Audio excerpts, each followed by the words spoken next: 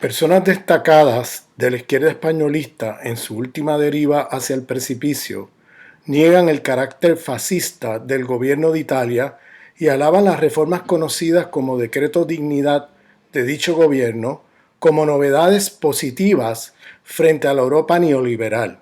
Julio Anguita y Manolo Monereo, a quienes he leído y escuchado por años con mucha atención y con quienes coincido con respecto al carácter nefasto del euro y el carácter neoliberal irreformable de la Unión Europea, acaban de hacer una declaración no solo de admiración por las reformas económicas del gobierno de extrema derecha del Movimiento Cinco Estrellas y la Liga Norte, encabezada por figuras neofascistas como Luigi De Maio y Matteo Salvini, sino peor aún, de negación del carácter fascista de dicho gobierno. He sido un gran admirador de Julio Anguita, quien en medio de los debates sobre el Tratado de Maastricht en los años 90 llamó la atención acerca de las consecuencias nefastas de la Europa neoliberal y de la pérdida de soberanía monetaria que significaría la entrada al euro. De manera que no puedo negar mi sorpresa y decepción ante el reciente posicionamiento de Anguita, celebrando y encubriendo el carácter neofascista de las políticas del actual gobierno italiano. Me consta que Monereo, tanto como Anguita, si se les preguntara, estarían en desacuerdo con las políticas xenófobas y racistas del gobierno italiano. Pero lo que me sorprende es que no vean la relación entre esas políticas racistas y las reformas económicas aprobadas por el gobierno de los fascistas italianos. Ambas cosas van juntas y no es posible separar las políticas racistas de las políticas económicas para concluir, como hace Monereo y Anguita, que el gobierno italiano no es fascista. Esta acrobacia intelectual no hace ningún sentido. Me explico. El fascismo está en ascenso en Europa y Estados Unidos, pero con muchas nuevas caras y nuevas estrategias. Por eso habría que hablar de neofascismo. Tener que escoger entre neoliberalismo versus neofascismo es un falso binario, una falsa disyuntiva. El neoliberalismo es el caldo de cultivo del fascismo y los fascistas son los bomberos que siempre han salvado al capitalismo del incendio provocado por sus momentos de crisis. La fórmula del crecimiento del fascismo es a mayor crisis producida por el neoliberalismo, más fascismo. Los fascistas aparecen cuando el capital no puede resolver sus crisis y siempre son apoyados por el sistema, es decir, por el sistema capitalista, por los imperialismos occidentales, cuando no puede resolver sus propias crisis y siempre son apoyados cuando los neoliberales ya no pueden resolver las contradicciones capitalistas. Por otro lado, los capitalistas neoliberales no son demócratas, sino plutócratas, es decir, democracia para las corporaciones, los bancos, los ricos y, por supuesto, siempre que el sistema no peligre. Una vez peligre el sistema, los neoliberales son los primeros en promover y sostener a los fascistas para que apaguen el fuego. De manera que neofascismo y neoliberalismo son dos caras de la misma moneda. Es fundamental entender la dialéctica entre uno y otro. La pauperización de las clases trabajadoras blancas europeas y blancas euroestadounidenses, productos del saqueo de las políticas neoliberales que desembocaron en la crisis financiera del sistema capitalista mundial en el 2008, que junto al racismo de sus respectivas culturas, es lo que forma parte y lo que constituye el caldo de cultivo de los neofascismos en Occidente hoy, es decir, la combinación entre cultura racista y crisis financiera del capitalismo. Como en los años 30 del siglo pasado, los fascismos siempre retornan para salvar el capitalismo en sus peores crisis a través de canalizar el malestar y el descontento popular por medio de inflar el chauvinismo imperial nacionalista contra las minorías inferiorizadas racialmente y contra las naciones sin Estado colonizadas dentro de sus fronteras. Así garantizan que la crisis no desemboque en una lucha popular contra el sistema, sino contra las naciones oprimidas y los sujetos inferiorizados racialmente dentro o fuera de sus fronteras imperiales, construyendo como enemigo de las clases trabajadoras blancas a las naciones sin Estado y a los sujetos inferiorizados racialmente. El fascismo salva al capitalismo al canalizar el descontento popular producto de la crisis capitalista contra falsos enemigos, cubriéndole las espaldas a los capitalistas. Pero para alcanzar la hegemonía en el sentido gramsciano de ganar el consentimiento entre las clases trabajadoras blancas metropolitanas, el discurso neofascista no se limita a movilizar el racismo contra gitanos, musulmanes, negros, latinos o en el pasado contra los judíos, o la xenofobia contra los inmigrantes y refugiados, o el chauvinismo nacionalista imperial contra los catalanes, vascos, las naciones del sur de Italia, etc., sino que tienen que de alguna manera incorporar en su discurso retóricas y demandas de los programas de izquierda que mejoren al menos temporalmente las condiciones materiales de las clases trabajadoras blancas metropolitanas. No es suficiente para alcanzar hegemonía movilizar el descontento de las clases trabajadoras blancas hacia los otros oprimidos, sino que es necesario para la credibilidad del proyecto fascista hacer reformas keynesianas, es decir, de estímulo de la economía a través de inversiones estatales y reformas estatales y concesiones materiales que no amenacen el sistema capitalista y que se reconcilie con sectores importantes de los trabajadores blancos. Por eso el viejo fascismo se identificaba como nacionalsocialista, en el caso alemán, incluso el de Mussolini en Italia, o nacional catolicista, como el caso de Franco. El decreto Dignidad de los neofascistas italianos forma parte de esas concesiones reformistas moderadas que no amenazan el sistema con el objetivo de generar hegemonía para sus propios proyectos fascistas autoritarios que terminan por salvar al capitalismo de sus propias crisis. Lo hizo Franco, Hitler y Mussolini en el pasado y lo hacen los Wilders, Le Pen, Salvini, Strache o Johnson en el presente. Resulta de una ingenuidad impresionante, para mí muy sorprendente, ver a Julio Anguita y a Manolo Monereo salvar la imagen de un gobierno de extrema derecha simplemente por hacer las reformas clásicas de los fascistas que abogan por más soberanía para su nación en detrimento de las demás naciones que oprimen y por mejorar la situación de las clases trabajadoras blancas en detrimento de las clases trabajadoras no blancas que inferiorizan racialmente. Eso lo han hecho los fascismos toda la vida. Es que Anguita y Monereo se olvidaron del franquismo. El franquismo es un buen ejemplo de políticas sociales reformistas keynesianas hacia las clases trabajadoras y de soberanía nacionalista chauvinista españolista que consolidan el capitalismo en crisis y que ahora promueven los neomussolinistas de la Liga Norte y el Movimiento 5 Estrellas en Italia. ¿Cómo es posible que Anguita y Monereo no vean esto?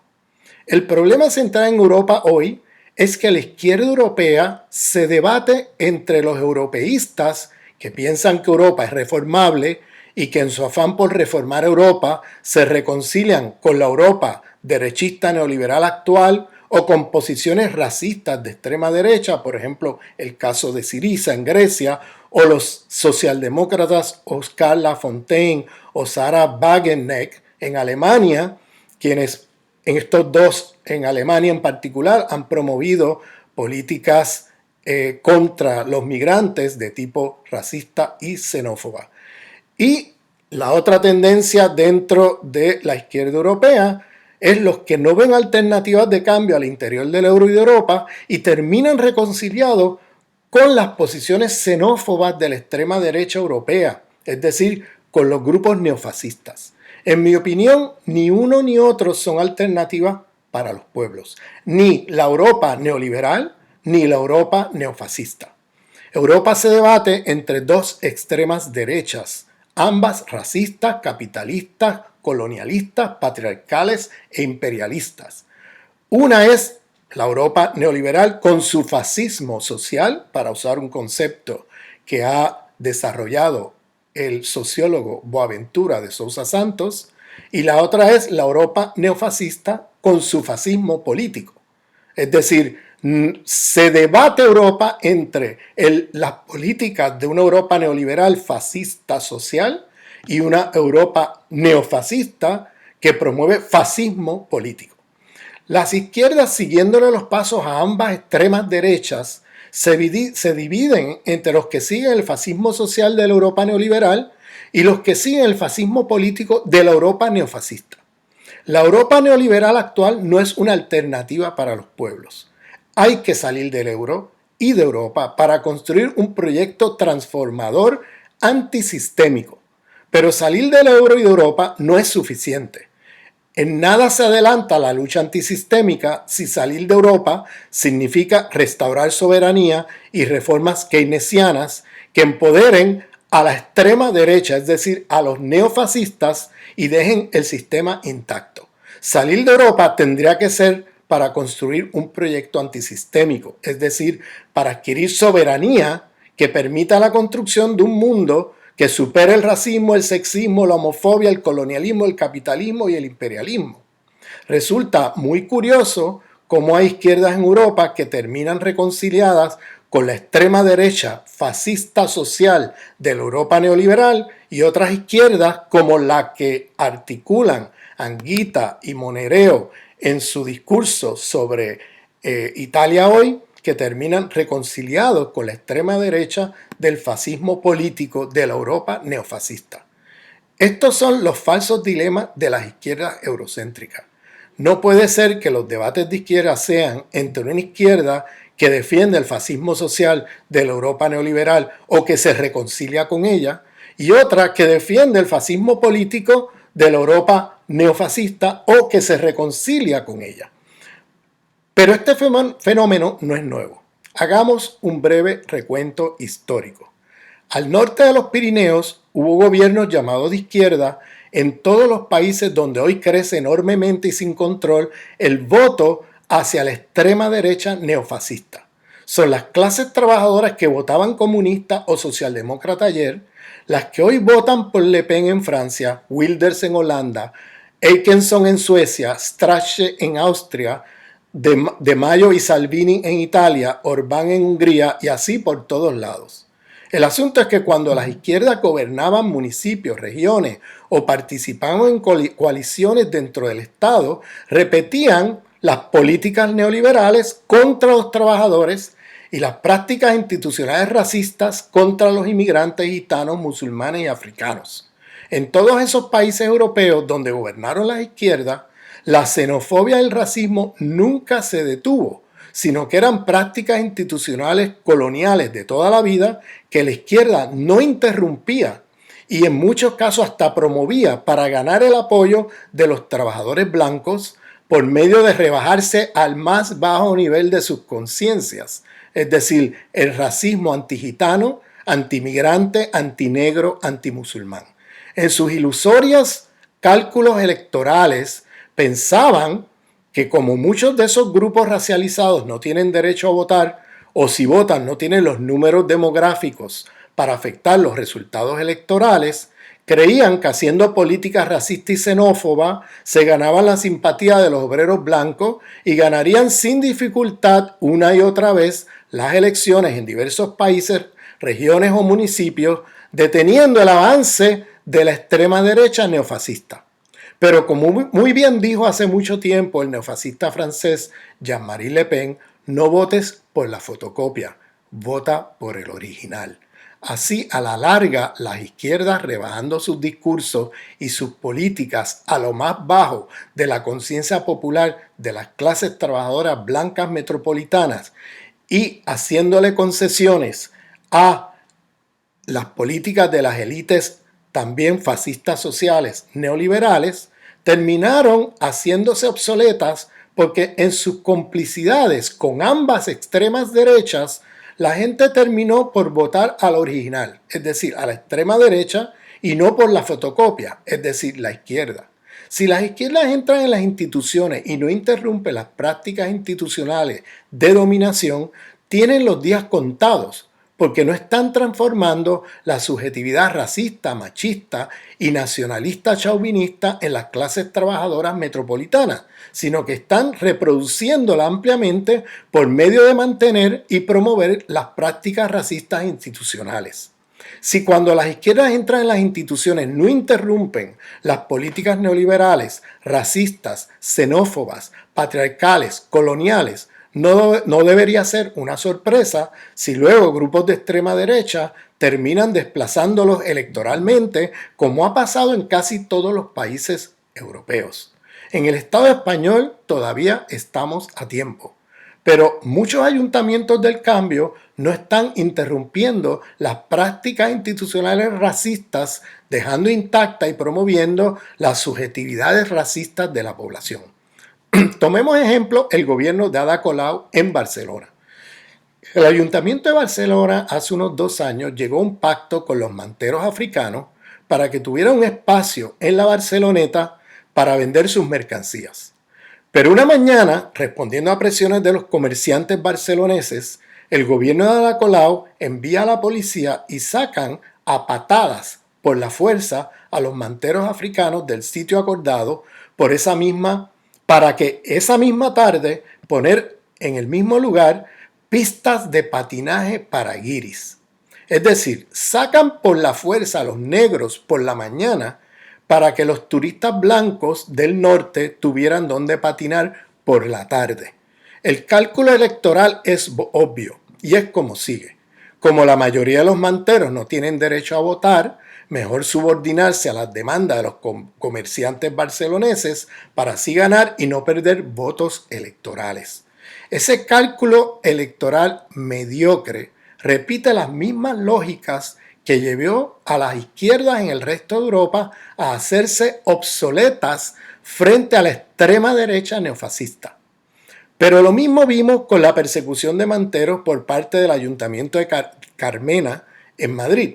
Ada Colau, Carmena y todas las izquierdas que no interrumpen las prácticas institucionales racistas están cavando su propia fosa.